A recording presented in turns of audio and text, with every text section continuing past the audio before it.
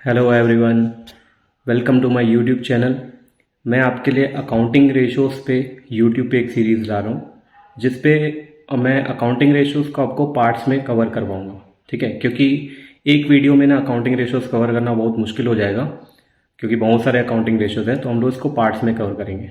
ठीक है, तो चलिए स्टार्ट करते हैं विदाउट वेस्टिंग योर टाइम। देखो, अकाउंटिंग रेशोज़ का मतलब क्या होता है पहले तो समझते हैं। ठीक, अकाउंटिंग रेशोज में जो रेशोज होता है इसका मतलब क्या होता है। ठीक, रेशोज का मतलब क्या होता है। रेशोज का मतलब होता है जब हम लोग दो या दो से ज़्यादा क्वांटिटीज़ का ना हम लोग क्या करेंगे, कंपैरिजन करेंगे। दो या दो से ज़्यादा क्वांटिटीज़ का हम लोग कंपैरिजन करेंगे। फॉर एग्जांपल वो मतलब दो या दो से ज़्यादा क्वांटिटीज़ को कंपेयर करेंगे डिवीजन के फॉर्म में। देखो एग्जांपल देख लेते हैं। एग्जांपल लेना, हम लोग दो नाम ले लेते हैं, राम एंड श्याम। ठीक है, भगवान के नाम से शुरुआत करते हैं। तो देखो, राम एंड श्याम हमने लिए। राम को है 4 लाख रुपीस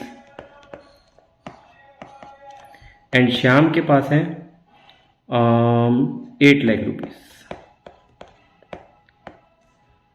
अब मुझे कोई पूछे कि इन दोनों के बीच में रेशो क्या है, ठीक है, तो ये रेशो का साइन है। हम लोग रेशो ऐसे डिपिक्ट करते हैं, मतलब कि इसको इस टू भी बोलते हैं। इसको क्या बोलते हैं, इस टू। और इसको लिखते कैसे हैं, 4 लाख अपॉन 8 लाख। ठीक है, इसको कैसे लिखेंगे, 4 लाख अपॉन 8 लाख। अब अगर मैं इसको 4 लाख अपॉन 8 लाख लिख रहा हूँ तो इसको सॉल्व कैसे करते हैं देख लेते हैं। देखो, ये तो तुम लोग को आता है, ऐसे कॉमन है। 5 जीरोज हैं, 0 0 कैंसिल, 0 0 कैंसिल कर लिए। 4 और 8 के बीच में क्या किससे काट सकते हैं, 2 से कट कर सकते हैं। ठीक, 2 2 जा 4, 2 4 जा 8, और 2 से कट कर सकते हैं, 2 1 जा 2, ये 2 2 जा 4। तो ये क्या आ गया, 1/2 आ गया। इसको मैं कैसे रिप्रेजेंट कर सकता हूँ, 1:2। दैट मीन्स राम के पास जितना पैसा है उसका डबल है श्याम के पास, उसका डबल है श्याम के पास। राम के पास देखो 4 लाख है और श्याम के पास कितना है, 8 लाख है कि नहीं, डबल पैसा है कि नहीं, है ना। ठीक है, तो ये अकाउंटिंग रेशोज में ऐसे ही कंपैरिजन करते हैं कि क्या चीज़ किसकी कितना टाइम्स है। ठीक है, जैसे अगर मैं करंट रेशो निकालूं, करंट रेशो का फॉर्मूला होता है current asset upon current liability. ये हम लोग आगे देखेंगे। उसमें भी पता चलता है कि करंट लाइबिलिटी का कितना टाइम्स करंट एसेट है। ठीक, उससे कंक्लूजन क्या निकलेगा वो भी हम लोग देखेंगे। देखो चलो अभी तो आगे स्टार्ट करते हैं कि रेशोज कौन कौन से टाइप्स के होते हैं। ठीक, पहले मैं इसको रब कर लेता हूं। हम लोग टाइप्स ऑफ रेशोज देख लेते हैं। देखो, रेशोज के टाइप्स अगर देखें तो फर्स्ट टाइप होता है लिक्विडिटी रेशोज। लिक्विडिटी रेशो क्या होते हैं, लिक्विडिटी रेशो जो होते हैं ना, वो हम लोग को ना कंपनी की शॉर्ट टर्म सॉल्वेंसी के बारे में बताते हैं। क्या बताते हैं, शॉर्ट टर्म सॉल्वेंसी। सॉल्वेंसी का मतलब होता है कंपनी अपनी लाइबिलिटीज को कितनी जल्दी पे ऑफ कर सकती है, मतलब कंपनी अपनी लाइबिलिटीज को पे ऑफ करने में कितनी कैपेबल है।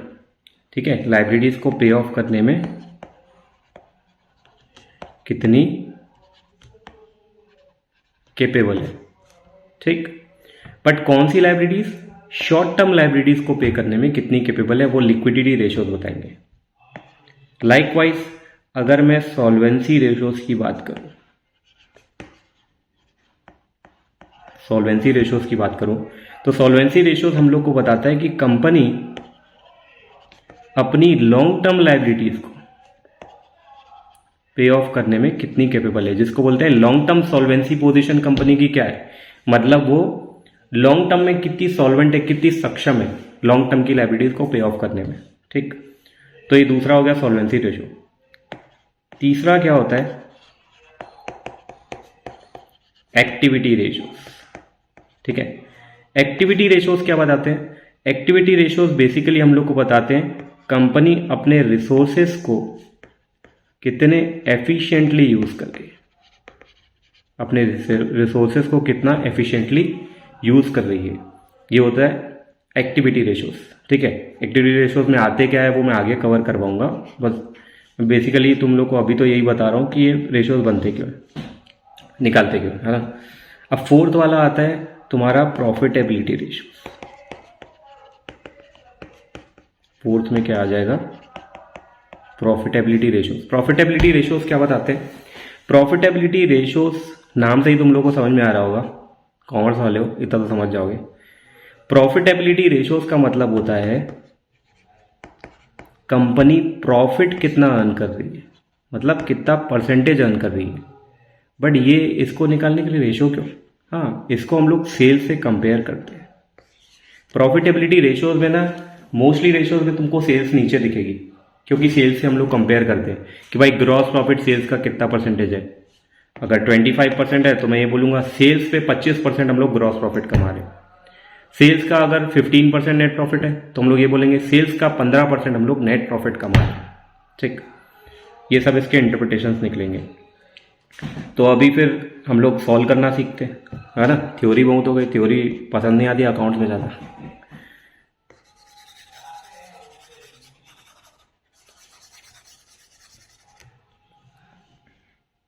देखो करंट रेशो में अगर मैं लिक्विडिटी रेशोज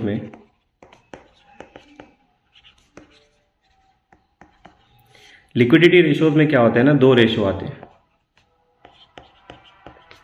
एक आता है करंट रेशो, दूसरा आता है क्विक रेशो। इस वीडियो में ना मैं तुम लोग को करंट रेशो पूरा कवर कराऊंगा। करंट रेशो के जितने भी पॉसिबल क्वेश्चंस हैं इलस्ट्रेशंस के थ्रू सॉल्व करेंगे, टीएस ग्रेवाल के इलस्ट्रेशंस के थ्रू सॉल्व करेंगे। तो आप लोग रेफर कर सकते हैं, टीएस ग्रेवाल अपने पास रख के पढ़ सकते हैं, ठीक। नहीं भी तो मैंने क्वेश्चंस तो इसमें डाले हुए हैं। तो देखो मैं सेलेक्टेड क्वेश्चंस कराऊंगा, सारे क्वेश्चंस नहीं कराऊंगा। जो सिमिलर क्वेश्चन है जो आप लोग सॉल्व कर सकते हैं वो आप लोग खुद से कर सकते हैं, ठीक है। इसके बाद तो देखिए करंट रेशो होता है और क्विक रेशो होता है। करंट रेशो हम लोग इसमें करेंगे, उसके लिए मैं ऊपर थोड़ा सा स्पेस ले लेता हूं।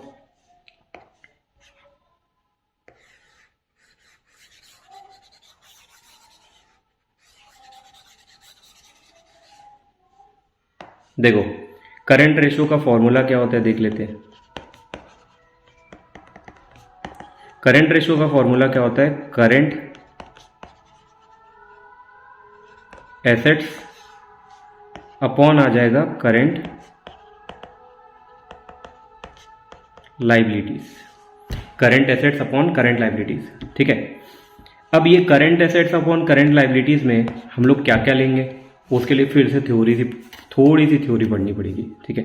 देखो करंट एसेट्स और करंट लाइबिलिटीज हम लोग कवर कर लेते हैं, एक सेकेंड ना। करंट एसेट और करंट लाइबिलिटी क्या आएगा, देखो करंट एसेट्स, ये करंट एसेट दिया है अपना, रुको एक सेकेंड ना, ये अपना करंट एसेट दिया है, ये करंट लाइबिलिटी दी हुई है। करंट एसेट में अगर मैं देखूं तो देखो सबसे पहले क्या दिया हुआ है, अच्छा करंट एसेट का मतलब क्या होता है, करंट एसेट ऐसे एसेट होते हैं जिनसे हमको बेनिफिट जो मिलता है ना वो 1 साल तक का ही बेनिफिट मिलता है। कितने टाइम तक का बेनिफिट मिलता है, 1 साल तक का मिलता है। मतलब करंट एसेट ऐसे एसेट होते हैं जिसके बेनिफिट 1 साल में एग्जॉस्ट हो जाते हैं, ठीक। तो कौन कौन से होते हैं करंट एसेट्स देख लेते हैं। करंट एसेट में इंक्लूड होगा करंट इन्वेस्टमेंट, और क्या इंक्लूड होगा, short term investment, marketable securities, ठीक। ये शॉर्ट टर्म इन्वेस्टमेंट क्या होती है, कम टाइम के लिए मैं इन्वेस्ट कर रहा हूं कि भाई बाद में बेच दूंगा, जल्दी से कैश चाहिए ना मुझे। करंट एसेट्स क्या होते हैं, जो 1 साल के अंदर कैश में कन्वर्ट हो जाए, ताकि हम लोग को वर्किंग कैपिटल की तरह हम लोग उसको यूज कर सकें, ठीक। मार्केटेबल सिक्योरिटीज का मतलब भी वही होता है, ऐसी सिक्योरिटीज जो जल्दी से कैश में कन्वर्ट हो जाए, इसलिए इसको मार्केटेबल वर्ड यूज किया गया, ठीक।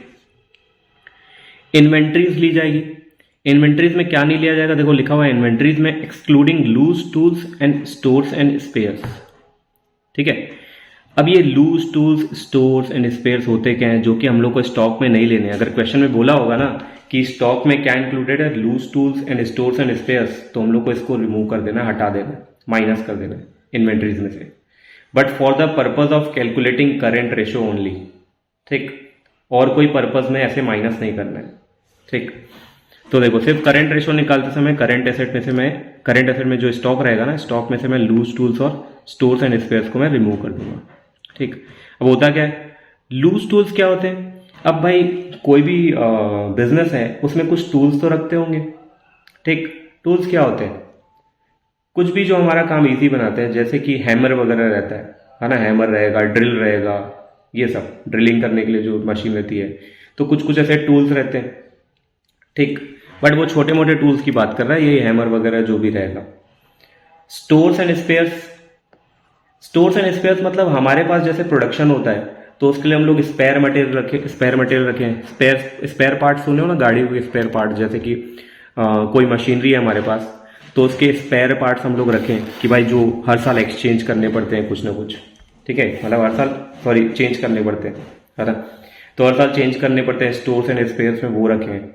तो ये होते हैं स्टॉक में ही गिने जाते हैं, वो इन्वेंट्रीज में ही काउंट होते हैं, but for the purpose of current ratio these are excluded. ठीक, आगे देखते हैं ट्रेड रिसीवेबल क्या होता है। ट्रेड रिसीवेबल मतलब ट्रेड से रिलेटेड जो मैं पैसा रिसीव करूंगा। ठीक है, ट्रेड से रिलेटेड जो मैं पैसा रिसीव करूंगा। अब ट्रेड से रिलेटेड मैं किस किस में पैसा रिसीव करता हूं? मैं रिसीव करता हूं बिल्स रिसीवेबल में। बिल्स रिसीवेबल क्या होता है भाई? तुम लोग 11th में पढ़े होगे बिल्स रिसीवेबल, जो बिल ऑफ एक्सचेंज होता था, है ना, कि भाई एक पार्टी ने मुझे गुड्स बेचे, लाइक मैंने परचेज किए और मैंने उसको पैसे नहीं दे पाए, मान लो मैं पैसे देने की कैपेसिटी में नहीं हूं अभी। ठीक, तो मैं उसको क्या दूंगा? मैं उसको एक बिल ऑफ एक्सचेंज साइन करके दे दूंगा। तो बिल ऑफ एक्सचेंज उसके लिए बिल्स रिसीवेबल रहेगा। मतलब अगर हमारे पास बिल्स रिसीवेबल पड़ा है तो हमको उसके बदले पैसे मिलेंगे। ठीक, तो बिल्स रिसीवेबल क्या होता है? बिल्स रिसीवेबल पे हमको पैसे मिलेंगे, तो ये करंट एसेट है। ठीक है, ज्यादा 1 साल के अंदर तो पैसे मिल जाएंगे ना, तो ये करंट एसेट है। ठीक, और आ जाता है इसमें सन्ड्री डेटर। सन्ड्री डेटर्स क्या होता है? Group of debtors. ठीक, भाई अगर मेरे 3-4 डेटर हैं, राम से पैसा लेना है, श्याम से लेना है, सुरिंदर, धर्मेंद्र, किसी से भी पैसा लेना है। ठीक है, तो ये सबसे पैसे लेने हैं, तो इसको मैं सबका नाम थोड़ी ना लिखूंगा, राम, श्याम, धर्मेंद्र, सबसे कितना पैसा लेना है बैलेंस शीट में, तो मैं सीधा लिखता हूँ सन्ड्री डेटर्स। ठीक, अब सन्ड्री डेटर्स में से मैं क्या माइनस करूंगा? सन्ड्री डेटर्स और बिल्स रिसीवेबल में से ना मैं सन्ड्री डेटर्स जो लेते हैं ना, हम लोग नेट डेटर्स लेते हैं, मतलब हम लोग provision for doubtful debt minus कर देते हैं। अब ये प्रोविजन फॉर डाउटफुल डेट क्या होता है? प्रोविजन फॉर डाउटफुल डेट होता है मतलब जो एक्सपेक्टेड पैसा डूब सकता है ना। हर बिजनेस को पता रहता है कि भाई मैं जितनी उधारी दिया हूं ना, सामने वाला नौटंकी करके कुछ पैसा नहीं देगा। ठीक है, तो ये जो कुछ पैसा नहीं देगा ना, वो हम लोग मान के चलते हैं कि भाई इतना पैसा डूब जाएगा, क्योंकि बैलेंस शीट एक्यूरेट पोजीशन दिखनी चाहिए ना बैलेंस शीट में, तो हम लोग कुछ मान के चलते हैं कि इतना पैसा नहीं मिलेगा, तो वो होता है प्रोविजन फॉर डाउटफुल डेट। और उसको मैं for the purpose of current ratio मैं सन्ड्री डेटर्स में से provision for doubtful debt minus करके ही चलूंगा। ठीक, अच्छा और देखते हैं कैश एंड कैश इक्विवेलेंट लेते हैं करंट एसेट्स में। अब कैश तो पता है हमको, कैश इक्विवेलेंट क्या होता है? कैश इक्विवेलेंट का मतलब होता है जो कैश तो नहीं है लेकिन कैश के बराबर मानते हैं। कैश के बराबर किस चीज को मानते हैं? देखो भाई यहाँ पे लिखा है चेक्स, ड्राफ्ट्स इन हैंड। जैसा चेक होता है ना वैसे ही ड्राफ्ट भी होता है। ठीक है, चेक के जैसे सिमिलर ही होता है। तो चेक्स और ड्राफ्ट्स इन हैंड ये कैश तो नहीं है लेकिन ये कैश के बराबर है। चेक कैश के बराबर यूज होता है ना, कई बार हम लोग चेक से पेमेंट कर देते हैं, कई बार ड्राफ्ट से पे करते हैं, तो ये कैश इक्विवेलेंट के बराबर माने जाते हैं। तो चाहे कैश हो चाहे कैश इक्विवेलेंट हो, दोनों ही करंट एसेट में काउंट होगा। Short term loans and advances, ये short term loans and advances क्या होते हैं? Short term loans and advances मतलब कंपनी ने किसी को शॉर्ट टर्म के लिए लोन दिया, कंपनी ने किसी को शॉर्ट टर्म के लिए लोन दिया, मतलब कम टाइम के लिए लोन दिया। अब कंपनी ने लोन दिया मतलब कंपनी तो इस पे इंटरेस्ट कमाएगी, तो भाई शॉर्ट टर्म लोन कंपनी के लिए क्या हो गया? एसेट। और क्योंकि ये शॉर्ट टर्म है तो ये 1 आध साल फायदा देगा, तो ये करंट एसेट में काउंट होगा। ठीक, अब कुछ अदर करंट एसेट इन्होंने बताए हैं। अदर करंट एसेट क्या क्या? प्रीपेड एक्सपेंसेस, हम लोग पहले से एडवांस में खर्चा पे कर दिए, इसका बेनिफिट मिलेगा ना मुझे, हमको 1 आध साल तक या जितने भी टाइम के लिए पे किए। भाई 3 महीने मतलब नेक्स्ट 3 मंथ के लिए मैंने पैसा पे कर दिया, तो मैं 3 मंथ का बेनिफिट लूंगा ना, तो ये मेरे लिए करंट एसेट हो गया। इंटरेस्ट रिसीवेबल मतलब इंटरेस्ट मैंने कमा चुका है, बस रिसीव नहीं हुआ है, तो इसको और क्या बोलते हैं? Interest receivable. ये किस में आता है? अक्रूड इनकम में आता है। Income earn but not yet received, अभी तक इनकम रिसीव नहीं हुई, बट है तो एसेट भाई, फायदा तो मिलना है। ठीक, तो ये सब करंट एसेट में आएंगे। ये एक बार रीड करने लेना तुम लोग, ये सब ये सब करंट एसेट में आएंगे, ये सब रीड कर लेना, फिर आगे सॉल्व करेंगे ना, वीडियो को पॉज करके रीड कर लेना एक बार। करंट लाइबिलिटीज देखते हैं। करंट लाइबिलिटीज में देखो इन्होंने बोला है क्या कि जो 12 महीने के अंदर लाइबिलिटीज रीपेबल रहती है उनको क्या बोलते हैं, करंट लाइबिलिटी। ठीक, या जो ऑपरेटिंग साइकिल के अंदर पेबल हो, ये मैं बाद में बताऊंगा ऑपरेटिंग साइकिल वगैरह क्या होता है। हम लोग पहले करंट रेशो सॉल्व करना चालू करते हैं, है ना, ज़्यादा थ्योरी भी ना बोर मारेगी तुम लोग। देखो short term borrowing, current liabilities में क्या क्या आता है फास्ट से देख लेते हैं। इसमें आती है शॉर्ट टर्म बोरोइंग, मतलब कम टाइम के लिए बोरोइंग दी है, 1 आध साल के लिए। क्या क्या किसने दी है, हमको मिली हुई है ना। बैंक ओवरड्राफ्ट, बैंक ओवरड्राफ्ट क्या होता है, बैंक ओवरड्राफ्ट मतलब तुम्हारे बैंक में जितने पैसे थे ना तुमने उससे ज़्यादा निकाल लिए। फॉर एग्जांपल अगर तुम्हारे बैंक में 40,000 थे, तुमने 60,000 विड्रॉ कर लिए, तो 20,000 माइनस में चले गए। तो ये जो 20,000 माइनस में चले गए हो, ये क्योंकि बैंक ने तुमको अलाउ किया है, बैंक ने तुमको खुद के पैसे दिए, वो 20,000 उधारी, तो वो तुम्हारी लाइबिलिटी है भाई, वो 1 साल के अंदर तो पे कर ही दोगे, तो वो करेंट लाइबिलिटी है। लाइकवाइज कैश क्रेडिट रहता है, बैंक ओवरड्राफ्ट जैसा ही होता है। ठीक है, इसको भी हम लोग ज़्यादा डिटेल में जाएंगे। तो बैंक ओवरड्राफ्ट जैसा ही कैश क्रेडिट भी होता है, ये बिजनेसमैन लोग बनवा के रखते हैं कैश क्रेडिट अपनी लिमिट। ठीक, current मैच्योरिटीज of long term debts, ये क्या होता है, current मैच्योरिटीज of long term debt बताता हूँ, ये आगे बताऊंगा। ठीक है, मैं current मैच्योरिटीज of long term debt तुम लोग को जब आएगा ये। तो ये सब क्या होता है, शॉर्ट टर्म बोरोइंग, कम समय के लिए जो बोरोइंग दी है वो current liability. Trade payable, trade payable जैसे यहाँ पे ट्रेड रिसीवेबल था देखो, वैसे ही इसका अपोजिट ट्रेड पेबल, मतलब ट्रेड से रिलेटेड जो हमको पैसा देना है मार्केट में, क्या पे करना है, बिल्स पेबल पे करना है भाई। जैसे हम भी तो कभी किसी को पे नहीं कर पाए होंगे पैसा, तो हम लोग को क्या देना पड़ा होगा, बिल देना पड़ा होगा, बिल साइन करके देना पड़ा होगा कि भाई मैं इतने टाइम बाद पैसा दूंगा, बिल ऑफ एक्सचेंज। तो हमारे लिए क्या हो गया, पे करना है ना पैसा, bills payable. Sundry creditor, creditor को पैसा देना पड़ेगा। ठीक, अब अदर करेंट लाइबिलिटी देख लेते हैं। अदर करेंट लाइबिलिटीज में क्या क्या आता है, अदर करेंट लाइबिलिटीज में आता है interest accrued but not due on borrowing. अभी इंटरेस्ट अक्रू हुआ है लेकिन ड्यू नहीं हुआ है। Interest accrued and due on borrowing, interest accrue हो गया बट और ड्यू भी हो गया। ठीक है, इंटरेस्ट अक्रू भी हो गया और ड्यू भी हो गया, दोनों ही करंट लाइबिलिटी होगी, पे तो करनी है भाई।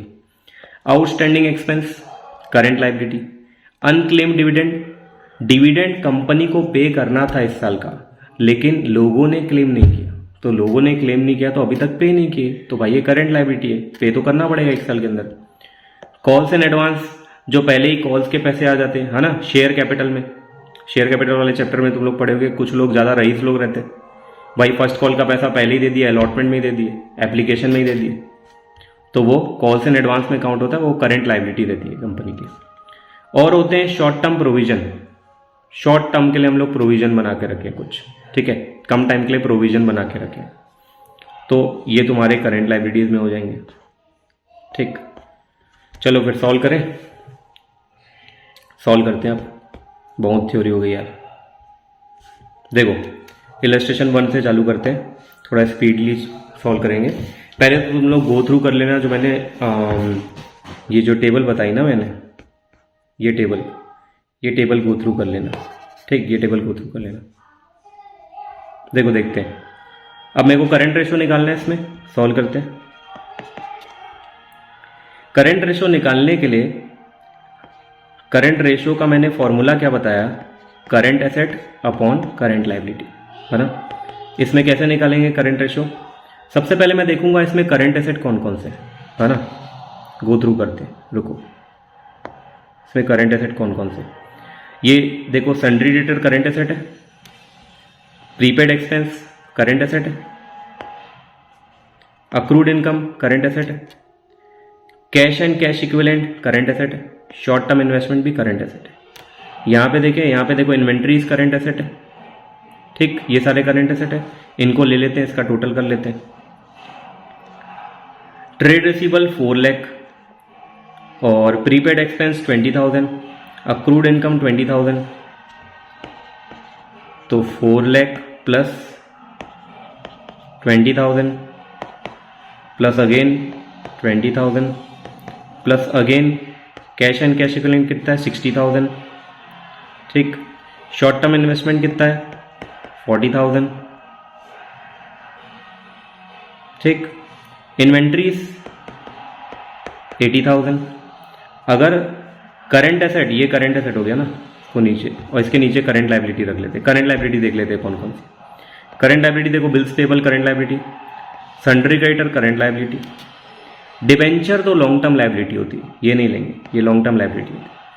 एक्सपेंसेस पेबल मतलब ये क्या है? ये तुम्हारे आउटस्टैंडिंग एक्सपेंसेस है। क्या है ये? आउटस्टैंडिंग एक्सपेंसेस, तो ये भी लेंगे। अदर करंट लाइबिलिटी भी ले लेंगे, कोई भी जो भी हो भाई।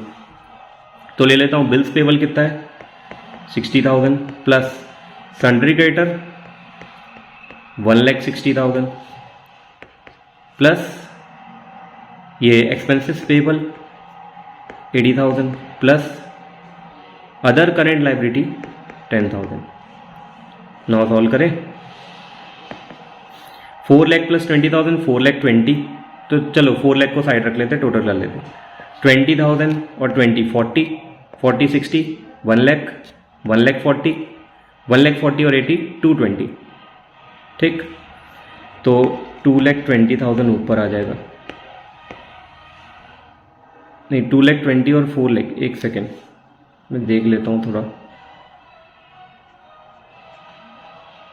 कहीं गलत तो नहीं कर रहे हैं ना कुछ। ठीक है, ये देखो 20 20 40 40 60 1 लाख 1 लाख और 40 1 लाख 40 और 80 220।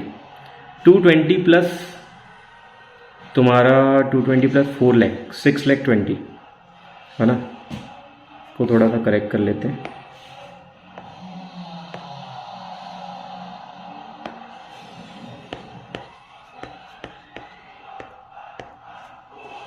$6,20,000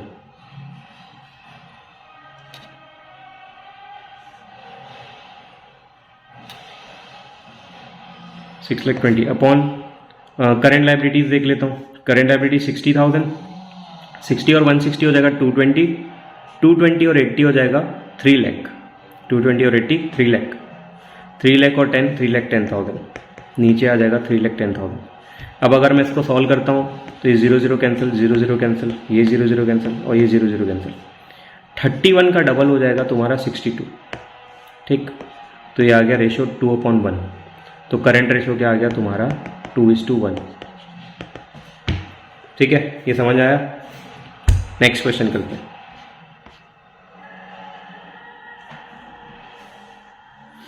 नेक्स्ट रेशो में देखो, नेक्स्ट क्वेश्चन में देखो, अगेन जो मेरे को करंट रेशो चाहिए। अब इसमें देखो क्या क्या दे दिया है, टोटल एसेट दे दिया है ना, फिक्स्ड एसेट दे दिया है, नॉन करंट इन्वेस्टमेंट दे दिया है। भाई करंट एसेट किधर है? करंट एसेट किधर है ना? शेयर होल्डर्स फंड दे दिया है, नॉन करंट लाइबिलिटी दे दिया है, करंट लाइबिलिटी किधर है? ये अब निकालनी पड़ेगी। ठीक है, वेलकम टू 12th। ठीक, अब ये निकालनी पड़ेगी। तो देखो क्या करेंगे इसके लिए ना, पहले बैलेंस शीट समझते हैं। बहुत ही अच्छे तरीके से तुम लोग को बैलेंस शीट बताऊंगा, वो तुम लोग को थोड़ा सा लर्न करनी पड़ेगी ये बैलेंस शीट। हालांकि मैं समझा दूंगा पूरा क्या है, बट लर्न तो करना पड़ेगा। ठीक है, ये याद रखना पड़ेगा। इससे पूरा अकाउंटिंग रेशो समझ लो 60 to 70% तुम्हारा अकाउंटिंग रेशो तो इसी से सॉल्व हो जाएगा। ये बैलेंस शीट समझ लोगे तो। देखो समझते हैं बैलेंस शीट, है ना।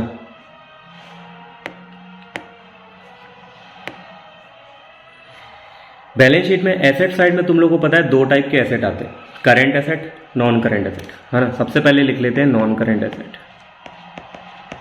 Non current asset. अब नॉन करंट एसेट में ना कौन कौन से एसेट आते हैं देख लेते हैं। नॉन करंट एसेट में आता है सबसे पहले फिक्स्ड एसेट्स। ठीक, फिक्स्ड एसेट्स के अंदर दो एसेट आते हैं,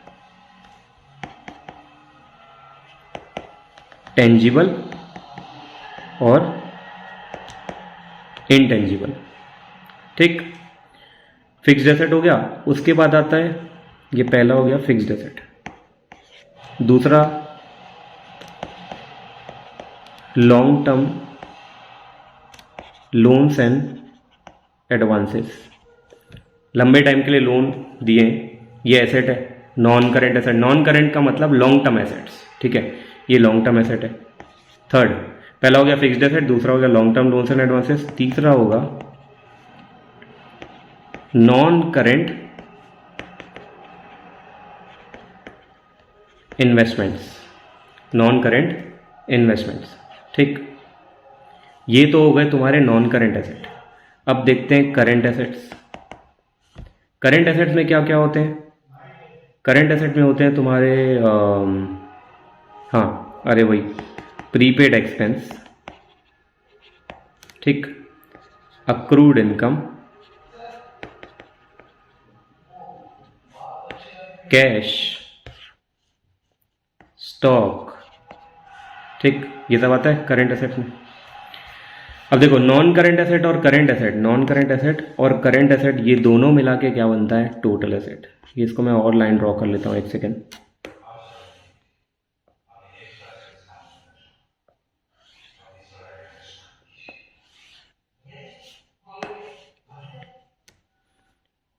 ये हो जाएगा तुम्हारा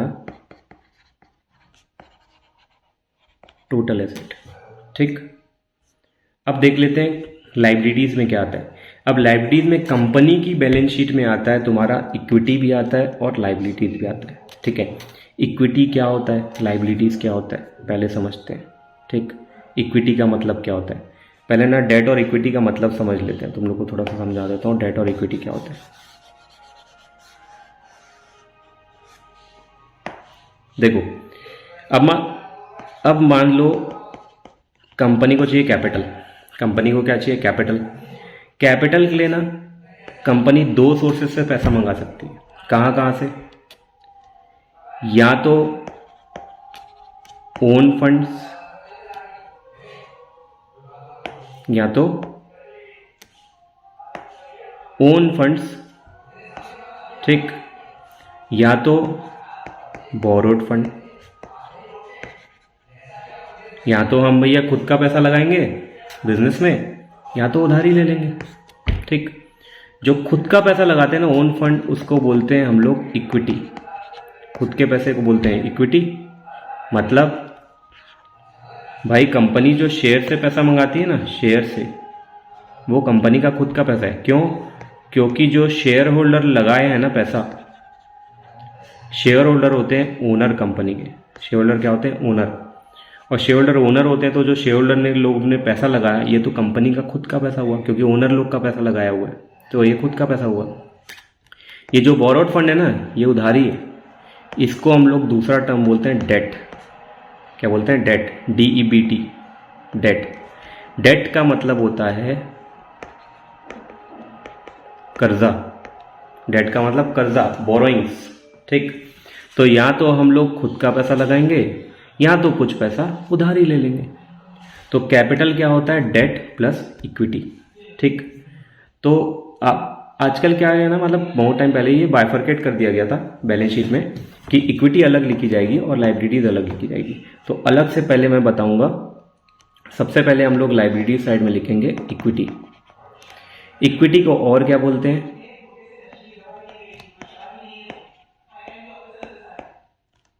इक्विटी को बोलते हैं शेयर होल्डर फंड्स।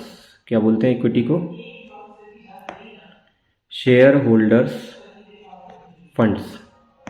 ठीक, इक्विटी को बोलते हैं शेयर होल्डर्स फंड्स। और इक्विटी के बाद आ जाएगा, दो टाइप की लाइबिलिटी आती है, तुम लोग को पता है कौन कौन सी लाइबिलिटी?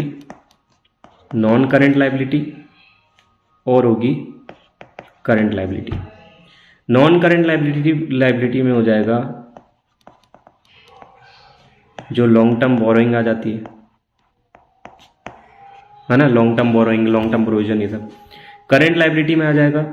करेंट लाइबिलिटी में तुम लोगों को पता है बिल्स पेबल, क्रेडिटर्स, और क्या, आउटस्टैंडिंग एक्सपेंसेस, ये सब क्या है?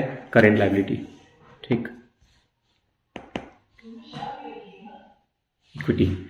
Equity non current liability, equity उठाऊं, नॉन करेंट लाइबिलिटी उठाऊं और करेंट लाइबिलिटी उठाऊं, तीनों मिला के होगा तुम्हारा टोटल लाइबिलिटीज। ये तीनों मिला के क्या होगा? Total liabilities. और टोटल लाइबिलिटी टोटल एसेट के बराबर होता है, तुम लोग को पता है ये चीज़। ठीक है, ये चीज़ बस ध्यान में रखना। बैलेंस शीट से तुम लोग को ये चीज़ ध्यान में रखनी है कि टोटल लाइबिलिटी टोटल एसेट के बराबर रहता है। ये तुमने देखा भी 11th में भी तुमने टैली किया। ठीक, इसी के थ्रू बहुत सारी चीज़ें सॉल्व करेंगे। जैसे प्रीवियस क्वेश्चन पकड़ लेते हैं, सॉल्व करते हैं इसको। ठीक,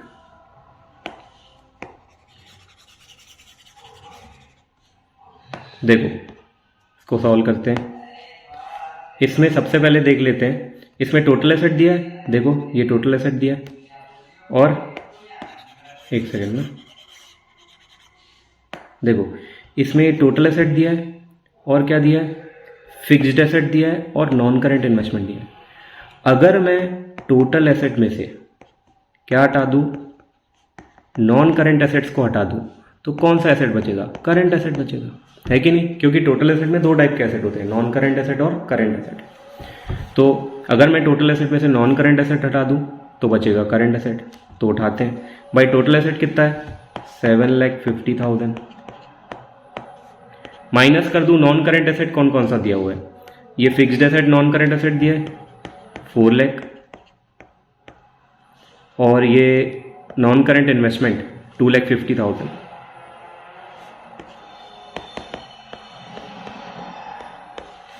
दोनों को पहले प्लस कर लेता हूं, फिर उसको मैं टोटल में से माइनस कर दूंगा, तो क्या आ जाएगा, करंट एसेट। देखो 7,50,000 में से मैं 4 लाख प्लस 2,50,000 6,50,000, अगर 7,50,000 में से 6,50,000 माइनस करूं करंट एसेट आ जाएगा, और करंट एसेट क्या हो जाएगा, 1 लाख। करंट एसेट अपना 1 लाख। ठीक, अब करंट लायबिलिटी मुझे निकालनी पड़ेगी। ठीक, करंट लायबिलिटी निकाले, इसको ना कहाँ पे कर ले हम लोग, करंट लायबिलिटी को पीछे नहीं निकालते, यहीं पे निकालते हैं। एक सेकेंड, थोड़ा सा रब कर लेता हूँ।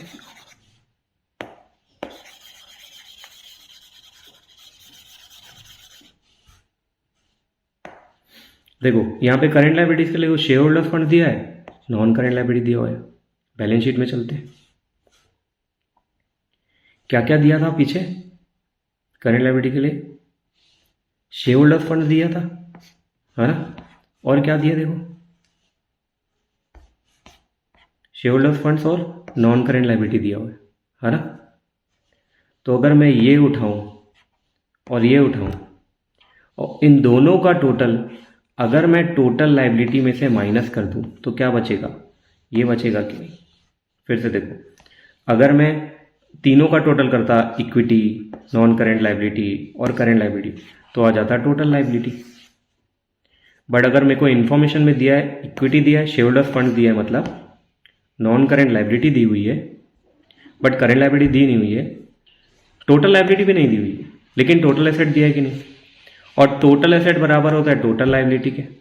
ठीक, तो अगर मैं टोटल एसेट की जो वैल्यू रहेगी उसमें से अगर मैं ये हटा दूं और ये हटा दूं, तो बचेगा क्या, करेंट लायबिलिटी। क्योंकि भाई टोटल एसेट ही तो टोटल लायबिलिटी के बराबर होता है ना, और टोटल लायबिलिटी में ये तीनों चीजें आती है। इन तीनों में से अगर मैं दो को हटा दूं, इक्विटी को हटा दूं, नॉन करेंट लायबिलिटी को हटा दूं, तो बचेगा भाई करेंट लायबिलिटी।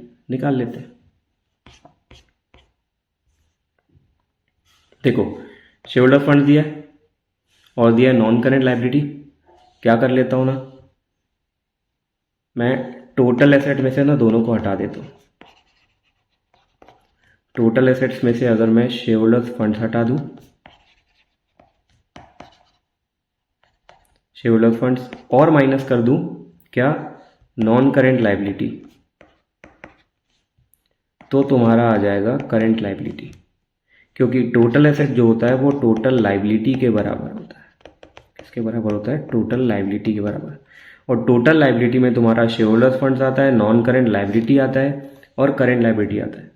तो मैं अगर शेयर होल्डर्स फंड्स और नॉन करेंट लायबिलिटी हटा दूं टोटल एसेट या टोटल लायबिलिटी में से, तो बचेगा तुम्हारा करेंट लायबिलिटी। तो ये करेंट लायबिलिटी निकल जाएगा, निकाल दे। टोटल एसेट है तुम्हारा 7,50,000। ठीक, इसमें से अगर मैं 2 लाख माइनस करूंगा, 7,50,000 में से मैं अगर, चलो पहले शेयर होल्डर्स फंड उठा लेते हैं। शेयर होल्डर्स फंड कितना है, 5 लाख। 5 लाख माइनस करूंगा, और माइनस करूंगा नॉन करेंट लायबिलिटी 2 लाख। तो भाई ये 2 और 5 लाख 7 लाख। 7,50,000 में से अगर 7 लाख माइनस करूंगा तो आ जाएगा 50,000। तो 50,000 तुम्हारी करेंट लायबिलिटी हो गई। अब अगर मुझे रेशो निकालना हो, करंट लायबिलिटी हो गई तुम्हारी 50,000 और करंट एसेट हो गया 1 लाख। तो रेशो निकाल लें।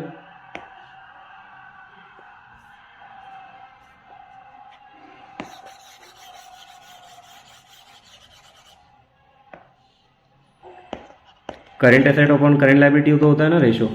करंट एसेट कितना है?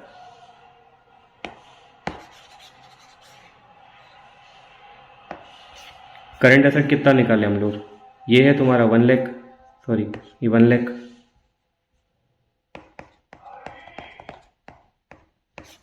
करंट लायबिलिटी कितनी निकाले? 50,000। रेशो क्या हो जाएगा? ये 0 0 कैंसिल, ये 0 0 कैंसिल, ये 0 0 कैंसिल, ये 0 0 कैंसिल। 5 1 जा 5, 5 2 जा 10, 2/1। तो रेशो क्या हो जाएगा तुम्हारा? 2:1। तो करंट रेशो क्या आ गया इस केस में भी, सेकंड केस में भी 2:1। ठीक। अब नेक्स्ट क्वेश्चन जो है ना, ये एक सेकेंड, इलस्ट्रेशन 3 से हम लोग नेक्स्ट वीडियो में कवर करेंगे। ठीक, या चलो इसमें कवर कर लेते हैं एक और क्वेश्चन।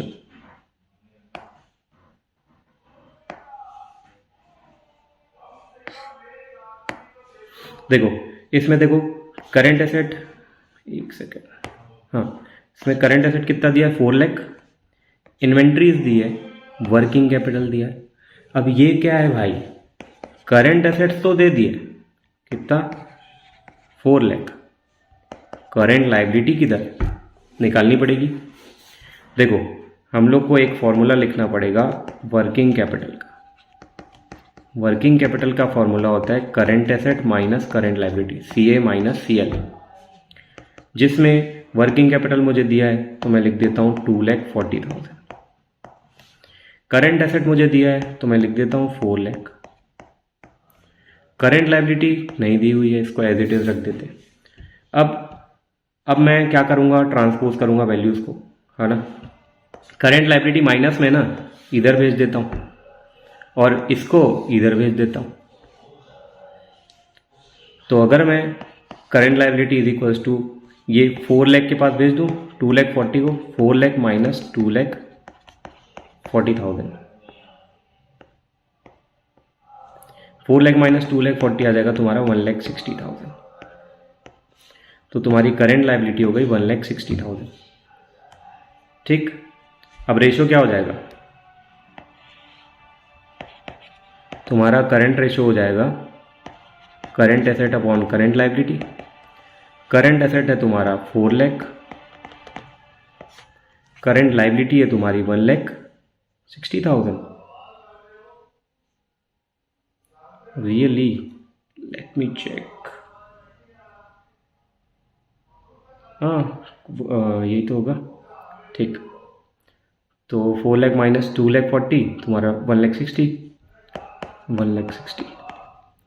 तो कट कर लेते हैं इसको, 0 0 कैंसिल, 0 0 कैंसिल, ये 0 0 कैंसिल।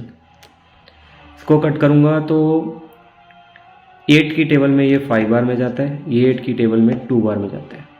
तो 5:2 का रेशो बन रहा है, ये 5:2 आ गया तुम्हारा। करंट रेशो क्या आ गया? 5:2। ठीक।